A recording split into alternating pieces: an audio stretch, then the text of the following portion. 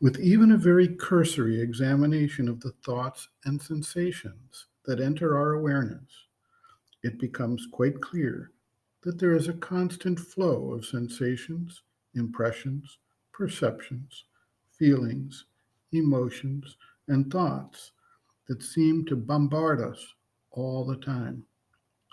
Our attention flits from one thing to the next instantaneously, seemingly without any control.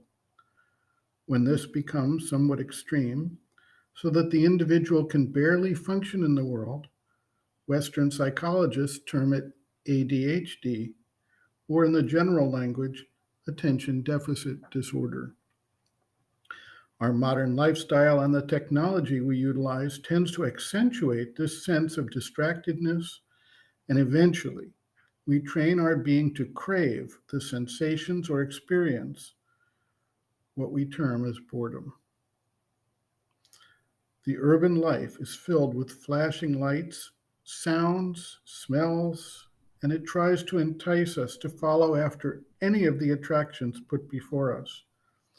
We crave this entertainment, and as a result, our attention span, even when it is not at the level to be diagnosed as ADHD, is very low.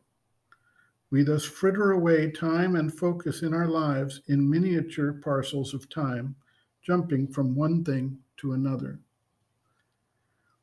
If we look at the life of past generations prior to the digital age, or if we look to the parts of the world that remain primarily rural and village based, we see a wholly different energetic relationship of the people to their environment.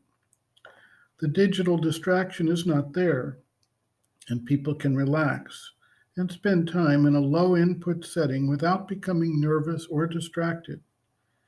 Yet, even in this environment, it is easy to become distracted, and the relatively simple nature of the task they undertake makes it possible to accomplish them without serious attention in many cases.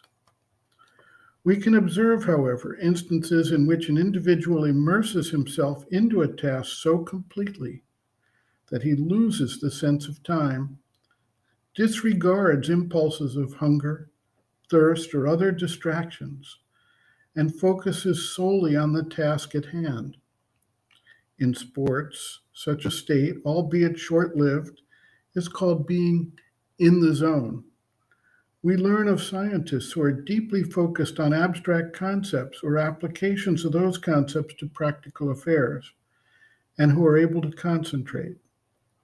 In spiritual endeavors also, we see that individuals learn how to practice mindfulness, or who can visualize in intricate detail various forms, deities, or yantras, or who can follow a line of thought with a very focused attention. Thus, we can begin to appreciate the difference between the normal state of distracted focus and the state of concentrated awareness that can result as an individual learns how to harness the attention and fix it on a single point of reference. We see that it is such states of concentration that lead to progress both for the individual and for humanity, and we can thus appreciate that this is an evolved state that represents capacities available to humanity and slowly developing through various approaches, whether science, spirituality, or some other modus. Dr. Dalal writes, quote, B. One of the chief characteristics of the normal state of consciousness is distractibility. The changing impressions and sensations from the outside and the flux of thoughts and feelings from within produce a state of constant distraction. On the other hand, the inner consciousness is centered or concentrated. As the consciousness grows, and one learns to live more and more in the deeper consciousness, one experiences a state of centeredness or concentration. End quote. Reference. Sri Aurobindo continues, quote, the higher consciousness is a concentrated consciousness, not dispersed and rushing about after this or that mental idea or vital desire or physical need, as is the ordinary human consciousness, also not invaded by 100 haphazard thoughts, feelings, and impulses, but master of itself, centered and harmonious. End quote.